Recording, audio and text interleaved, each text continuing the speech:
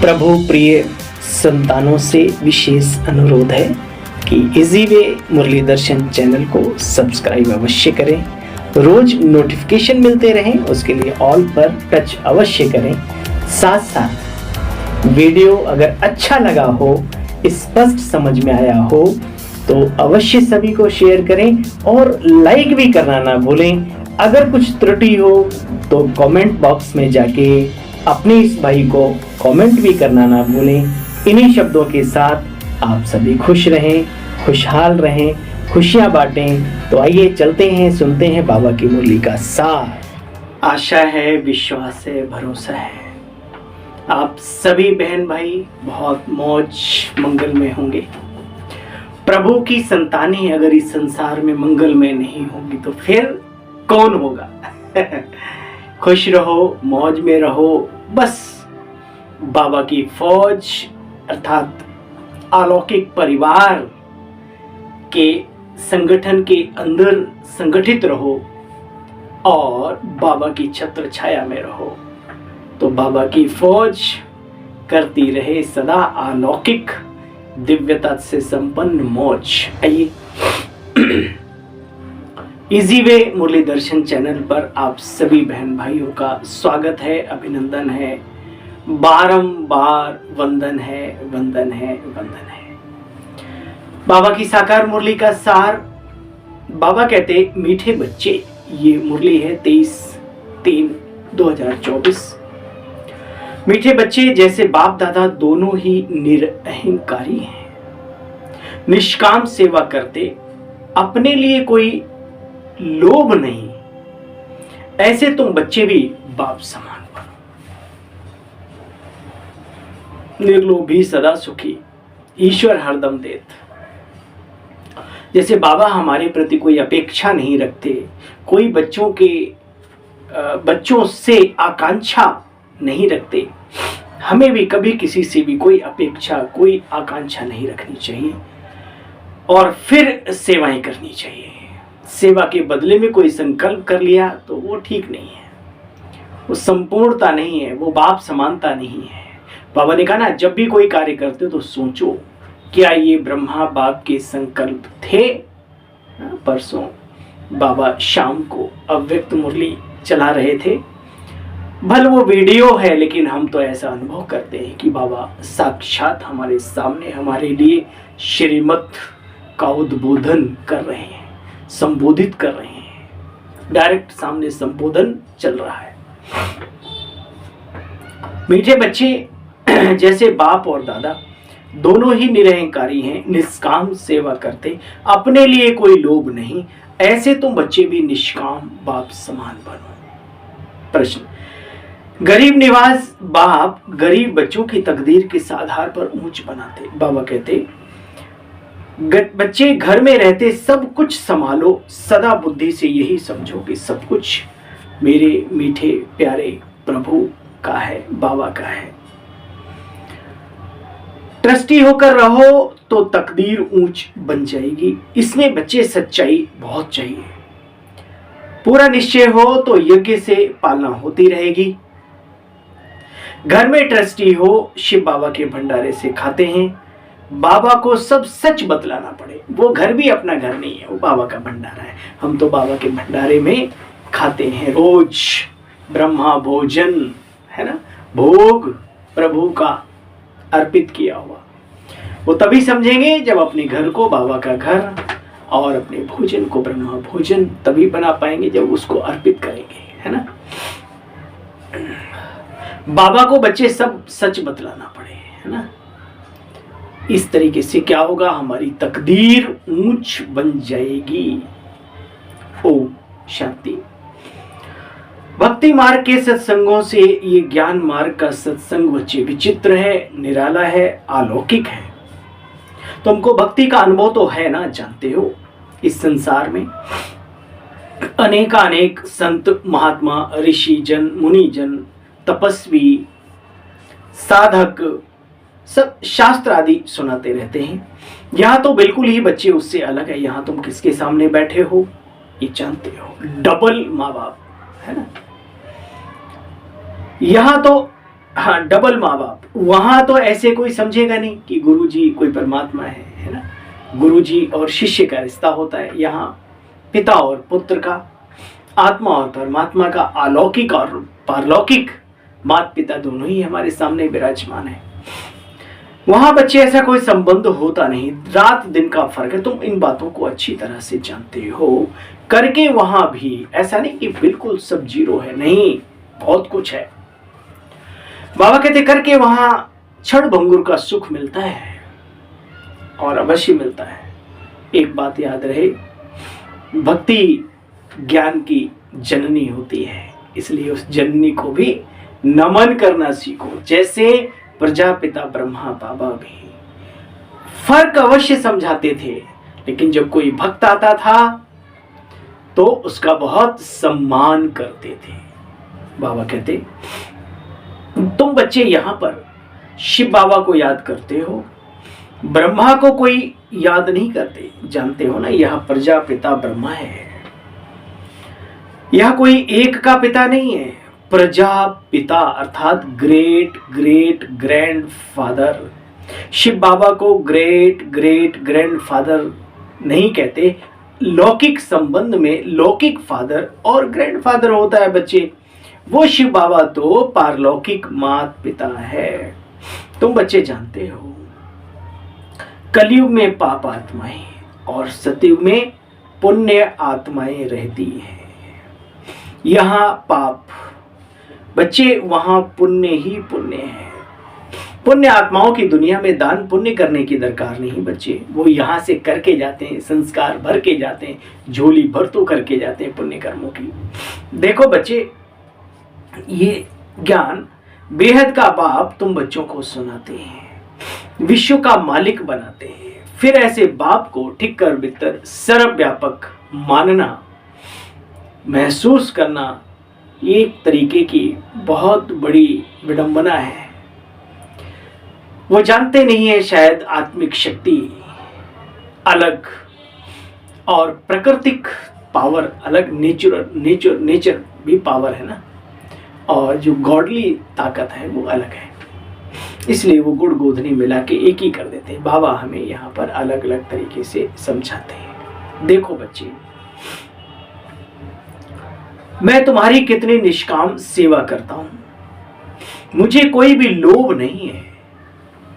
यह भी नहीं है कि मैं नंबर 1 बनूं। शिव बाबा को क्या नाम बताओ, कोई लोभ नहीं। औरों को बनाने का रहता है, इसको कहा जाता है निष्काम सेवाधारी, है ना।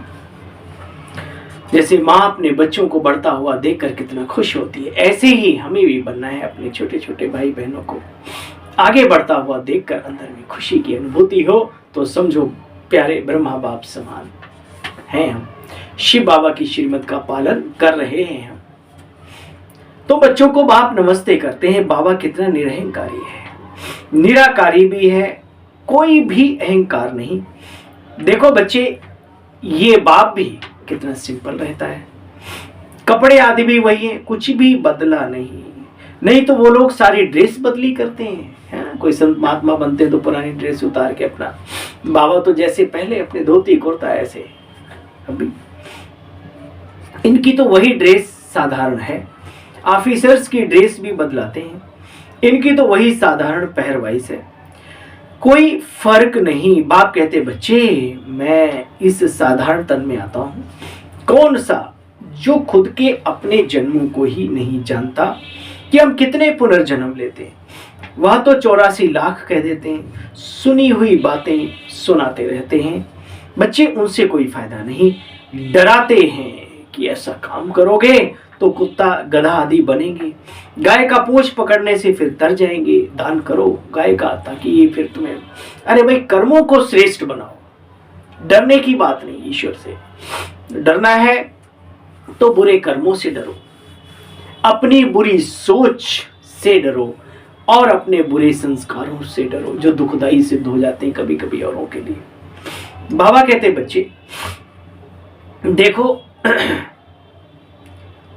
तुम अब इन बातों को अच्छी तरह से जानते हो। हाँ भाई, आप बाबा की बातों को गहराई से जानते हैं। बाबा तो कहते तुम बच्चे जानते हो, लेकिन क्या हम जानते हैं? अपने आप से दिल से पूछो। अधूरा ज्ञान धोखे में रखता है अपने को भी, दूसरों को। अधूरी सच्चाई, अधूरा झूठ, अधूरा काम, ये सब एक अच्छी चीज नहीं। इसलिए पूर्ण ज्ञानी तो बनो कम से कम, जो बाबा ने जिस तरीके से, जिस लहजे से, जिस समय पर समझाया। मैं हमेशा कहता हूं, बाबा की वाणी अव्यक्त या साकार जो भी हो, बाबा प्रथम श्री कृष्ण की बात करते हैं तो लास्ट 8वां जो जन्म होगा उसकी भी बात करते हैं। किसमें? इस मुरली के अंदर ही। पहले जय श्री राम की भी बात करते हैं और जो 12वें श्री राम होंगे उनकी भी बात करते हैं और असली राम का भी परिचय देते हैं। थोड़ा गहराई में उतरो। देखो बच्चे, गायन है ज्ञान सूर्य प्रगटा, अज्ञान अधेर विनाश। अभी तुम्हारा अज्ञान अधेर विनाश हो गया है।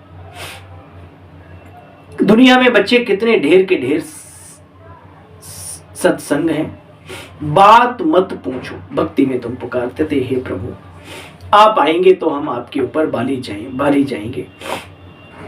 आप बिगर दूसरा ना कोई, आप ही ज्ञान का सागर, सुख का सागर, पवित्रता का सागर, संपत्ति का सागर हो। बाबा माला माल करते हैं ना बच्चे।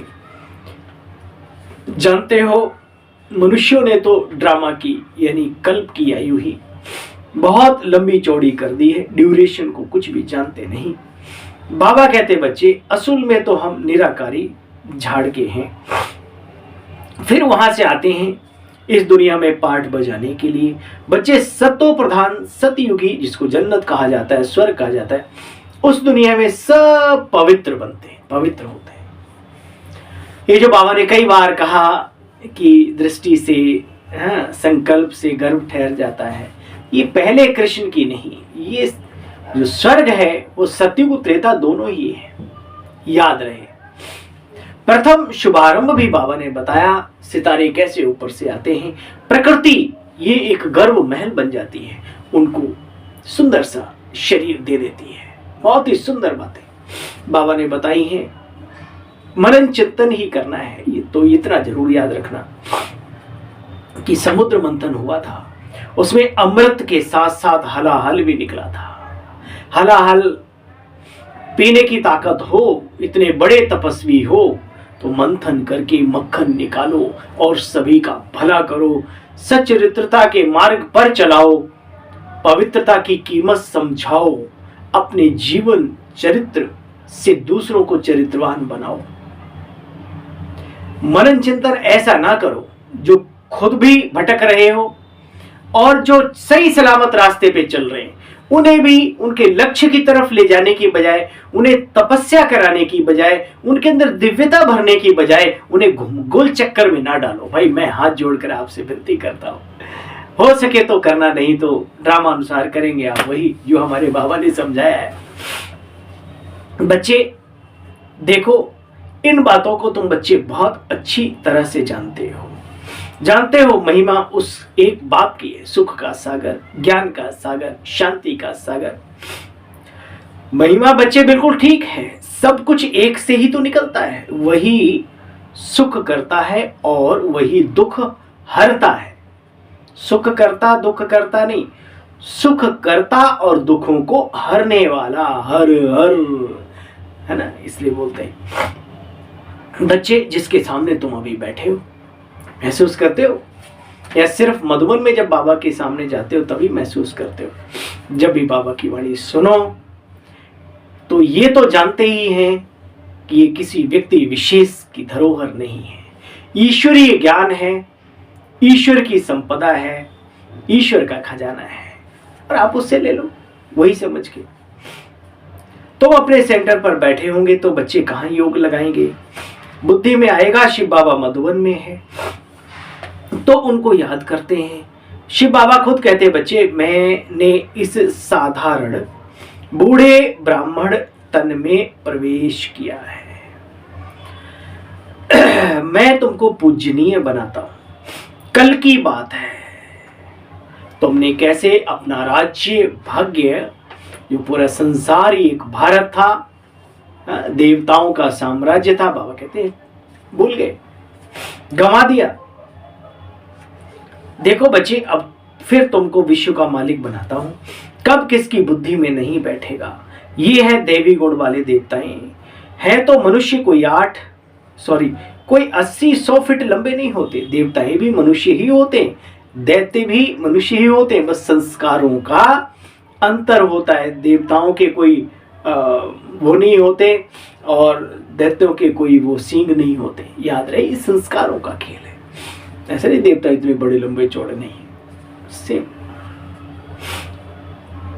ऐसे तो उन्हीं की आयु बड़ी होती है, इसलिए दिखाते हैं बड़े बड़े। हो सकता है भाई प्राकृतिक पावर है, लेकिन ऐसा नहीं कि बोलो आसमान के बराबर। बाबा कहते वो नहीं। देखो बच्चे, तुम इन बातों को जानते हो तो सभी को समझाना सीखो। योगी पवित्र होते हैं तो उनकी आयु भी बड़ी होती है। अभी तुम बच्चे हो राजयोगी, राज ऋषि। कौन है हम? पूरा दिन आज नशा रहे, हम हैं राजयोगी, हम हैं राज ऋषि, इंद्रियों पर राज्य करने वाले ऋषि।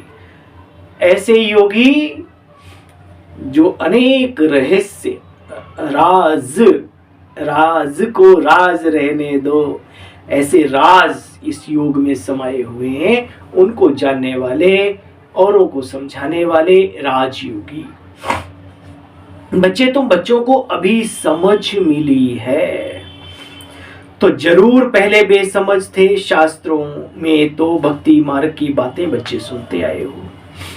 लिखा हुआ है, हे अर्जुन, जप तप हठ योग कर्म कांड इत्यादि से मैं किसी को प्राप्त नहीं होता हूं। भक्ति के भी कई रूप दिखाए हैं उसमें।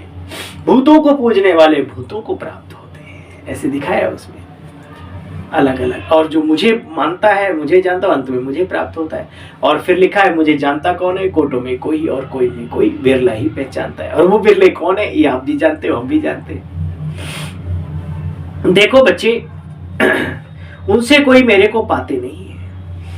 मैं जब आता हूं तभी आकर सदगति करता हूं सभी की, और मैं ही आकर के पुराने को नया बनाता हूं। गरीब निवाजूं भी ना बच्चे, गरीबों को नवाजता हूं। गरीब तो झट बाबा के बन जाते हैं, कहते बाबा हम भी आपके हैं, ये सब कुछ आपका है। वो ज्यादा सोचते नहीं, क्योंकि उनके पास ज्यादा बखेरे होते ही नहीं। अच्छा, बाबा कहते बच्चे, बाप लेकर क्या करेंगे तुम्हारा? भाई बाबा आपका लेके क्या करें? ट्रस्टी होकर के संभालो, बुद्धि से समझो। ये सब कुछ किसका है? शिव बाबा का है। बाकी बेच बाच के आश्रम में दे देंगे तो रोड पे चले जाएंगे। मनुष्यों के आगे अर्पण करने की बजाय मन बुद्धि से बाबा का कार्य समझो और बाबा के कार्य में लगाओ भी, अपना बैलेंस रख करके। ये जो आकर्षण खींचती है ना चिकने चुपड़े चेहरे, बस फिर रोते हो, क्या करें, लुट गया जी, बर्बाद हो गया जी। क्यों? पहले मुरली नहीं सुनते थे, बाबा के साथ योग नहीं लगाते थे, वरना बाबा टच कर देता बच्चे क्या करना है क्या नहीं करना। ठीक है, इसलिए बाबा कहते ट्रस्टी बनकर रहो। हे अर्जुन, गीता का सार 1, 2, 3 लिखा होता ना, जो कुछ भी करता है वो मेरे प्रति समर्पित करता चल। मुझे अर्प, इससे क्या होगा? टेंशन फ्री रहेंगे, अपना समझेंगे तो टेंशन में आएंगे, मेहनत करेंगे लेकिन हल्के हो करके, है ना। फल जो भी निकले उसमें खुश रहेंगे, है ना। कितने फायदे हैं प्रभु का समझने से। जीवन ही प्रभु का दिया हुआ। देखो बच्चे, सब कुछ बाप का समझना चाहिए, इसमें बड़े सयाने बच्चे चाहिए। फिर तुम घर में भोजन बनाकर खाते हो, गोया यज्ञ से ही खाते हो, क्योंकि तुम यज्ञ के हुए ना, सब कुछ तुम्हारा यज्ञ का हो गया। घर में भी ट्रस्टी होकर रहते हो तो शिव बाबा के भंडारे से खाते हो। परंतु कई बच्चों को पूरा निश्चय नहीं है। यहाँ तो पूरा निश्चय चाहिए। निश्चय में जरा भी गड़बड़ हुई, निश्चय हिला, इमारत हिली जिंदगी की। हरिश्चंद्र का भी मिसाल है, जानते ना हरिश्चंद्र का क्या मिसाल है? यानी सत्य की कीमत तो चुकानी पड़ती है। बाबा कहते बाबा को तो सब कुछ अपना बता देना चाहिए। स्वप्न में भी दान दिया, वो भी अपना नहीं समझा। बिल्कुल हाँ, मुझे याद है कि मैंने स्वप्न में ये सारा कुछ दिया था आपको। चलो राजन, बोला ठीक। तो कहने का मतलब, जब बाबा का सब कुछ समझ लिया, एक बार संकल्प कर लिया, तो फिर उसमें अमानत में खयानत नहीं, अमानत समझकर संभालो, उठाती उसकी है। बाबा को तो सब कुछ बताना चाहिए बच्चे। बाप कहते मैं भी गरीब निवाज हूं। अच्छा, बाबा ने गीत बजवाया, कब? मुरली के अंत में 2-4 लाइन और। आखिर वह दिन आया आज जिसका रास्ता तकते थे, किसका? प्रभु के आने का। कन्हैया आ जा रे, प्रभु आओ, है ना? कैसे कैसे आधा कल भक्ति में याद किया, आखिर अब मिल गया ना बच्चे। ज्ञान अभी जिंदाबाद हो रहे, सतयुग आना है जरूर। बाबा कहते जैसे हर रात के बाद सुबह का सूरज अवश्य उगता है, दुनिया की कोई ताकत नहीं उसे रोक ले, इसी तरीके से हर घोर कलयुग के बाद, अति के बाद इसका अंत और शुभारंभ सतयुग, सत्युग प्रधान दुनिया का होता है जरूर। इन बातों को तुम बच्चे जानते हो। बाप कहते तुम मैसेंजर भी हो तो पैगंबर भी हो, पैगाम पहुंचाते हो बाप का। मैं तुम बच्चों की सदगति करने आता हूं। अच्छा, सबको सदगति देता हूं। अच्छा, मीठे मीठे सिकिल्दे बच्चों प्रति माता पिता बाप दादा का याद प्यार और गुड मॉर्निंग। रूहानी बाप की रूहानी बच्चों को नमस्ते। हम सब रूहानी बच्चों की रूहानी बाप दादा को गुड मॉर्निंग और नमस्ते। धारणा का सार का भी सार, इसी नशे में रहना है कि शांति सुख संपत्ति का सागर हमें बाबा मिला है।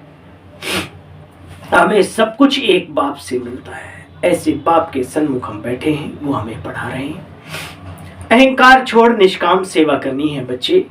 निरअहंकारी होकर सदा चलना है। मैसेंजर पैगंबर बन सबको पैगाम देते चलो। वरदानी बाबा का वरदान हम सब वरदानी मूर्त आत्माओं के लिए। महसूस करो बाबा हमें ऐसे वरदान दे रहा है। सर्व पदार्थों की आसक्तियों से न्यारे अनासक्त प्रकृति जीत भव। अगर कोई भी पदार्थ कर्मेंद्रियों को विचलित करता है,